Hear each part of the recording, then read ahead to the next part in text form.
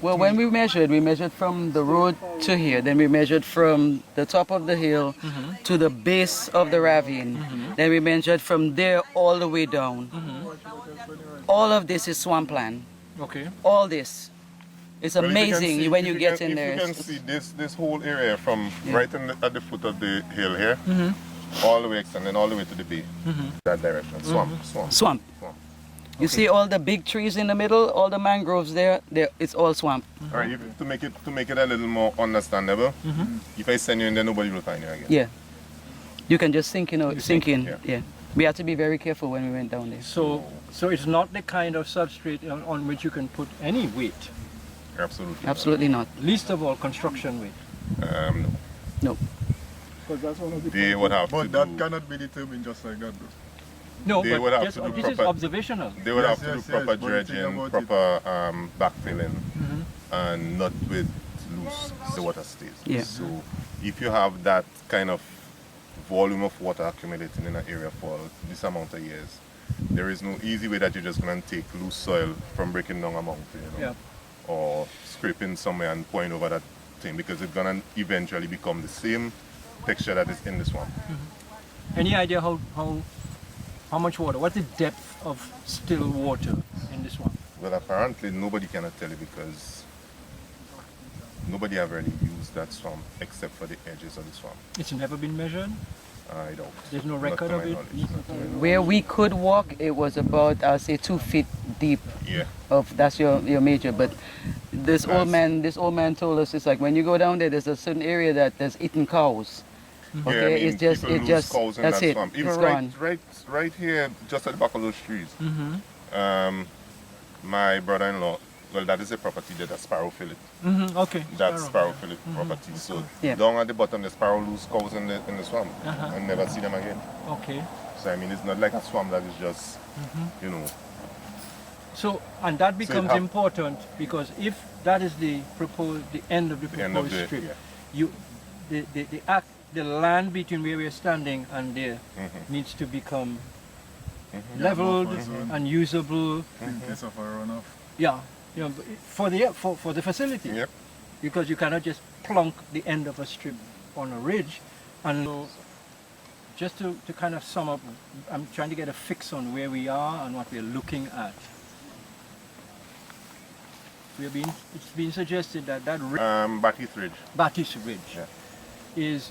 will be where there's a termination point for perimeter. Yeah. Okay. So, but But it within is the important to property? note that this probably reflects the kinds of ravines that Yeah. punctuate the property, right?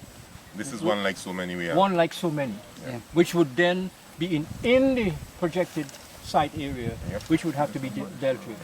So what you have said to us about this ravine is very relevant.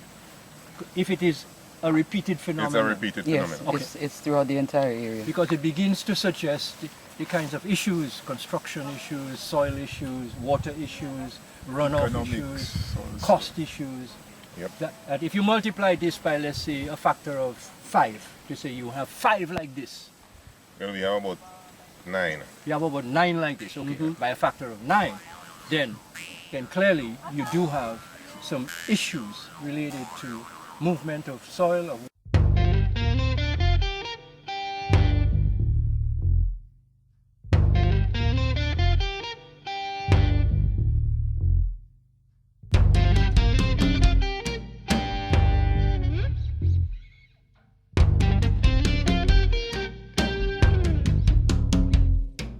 Men and the people will fight you down when they see the light. Let them tell if you're not wrong. We need to alert people to why you need to be concerned about this. And then the question, he asked me, what was the difference between this and the earlier proposal? Loss of income, significant loss of income. 680 acres of cultivated land in Dominica is a lot of cultivated land. And there's still several hundred acres of cultivated land that is at risk. In addition to built homes, history. Cemeteries? You're joking me.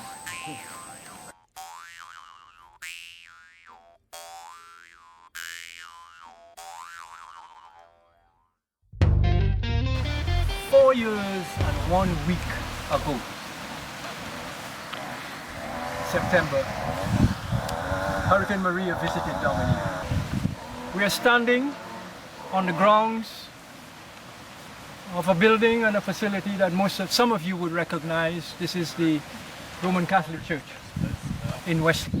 Of course, in more recent times, various evangelical churches have established themselves pretty firmly as well in Wesley. So you can say generally this is a God-fearing country, a God-fearing village, a God-fearing community. And people, no matter what they do to improve their material, their physical, their financial lives, they never seem to lose contact with their Creator. And in the case of Wesley, this is most forcefully demonstrated by the juxtaposition of built facilities like their homes and so forth with their maintenance and protection of the natural environment. All around the community, everywhere you look almost, you'll see ridges and ravines flush with vegetation and by extension with wildlife. You'll see birds, you'll see ground lizards, agouti, manikou, snakes, and there is a certain kind of balance that has been established between the people of a community like this and the environment with which they were blessed. They've used it to farm and to earn a living, to raise their families and build their communities. But they've also found in it a way to show that there's a reverence with which they hold their creation phenomenon, a reverence with which they hold their Creator, and they have not destroyed their natural environment, even as they have become, for Dominica at least, one of the most prosperous, one of the leading rural agricultural communities in Dominica's history. We learn to have this balance with the nature and the built environment, because the built environment is the human interaction within the natural environment. So we have to destroy the natural environment in order that we can create our habitat. Part of that, it has implications, right? And we have to weigh those implications. We have to assess how we're going to balance this interaction, because you want to try and limit as much as you're going to destroy the natural environment. You want to try to limit it, even the displacement of people, because the built environment in itself, Wesley village, it has a history. It is a community developed over years, over time, over effort. Here we have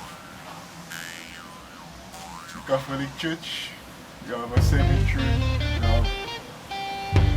and all these things are said to be going to be affected. And these are not just buildings, but they are instruments, they are elements which are used by we people, living beings. We need interaction with the society. We need to get people involved in the process. Yeah, there is none, Pyro. And to top it off, this is some of the richest soil in Dominica. I'm glad you brought up Maria, you know, Hurricane Maria, because after Maria we had no coconuts. This was every coconut that came out was from over here. That was it. Every time, boy, when a coconut come out, Wesley, Woodford Hill, that was it. The amount of plantain I saw laying on the ground rotting because agriculture is dead. Rotting on the ground. Whilst the people are, you know, they need some kind of resource for them to make their money, and this was it. And to have that taken away, what are they going to do? What are they going to do? That's my question. This connects with the point that Pyro was just making about the importance of institutions like churches, Yes. schools. We are close to a primary school. Right. In people's lives and how they manage their lives, because there's an element of discipline, there's an element of teamwork, an element of being consulted and brought in to help, putting a hand to do more than the community by itself could. So all these principles, these values, these ethics of behavior are what places like this, share and foster in people, which spill over into the area you just mentioned, Margot, which is I just want to hello you guys. a productive, You told me your mission already. a productive I'm the priest here. agriculture. Okay? And so for us, it really is not just a project, not just a physical issue. It's about the human, the social, the psychological, the emotional, and all of these together are what are impacted by something as mammoth as a project as the one being contemplated here, which is all the more reason why it is so important to ensure that the people have a chance to, first of all, understand what is this project, understand its scope, understand what it's likely to do to their homes, to their cemeteries, their schools, their farms, their roadways, their culture, and Their air. make right, Yeah. their children, and to have an input, to have a say on matters that will, one way or another, completely change, transform, either for the better. So we have come here to raise those issues because they do not often get raised, even in EIAs, impact assessment studies. They don't get often raised in the planning process. Planners and ministries of planning tend not to be too concerned about what the impact on your children and your family is going to be. It's a project, start, finish. This is much more than that. This project will forever change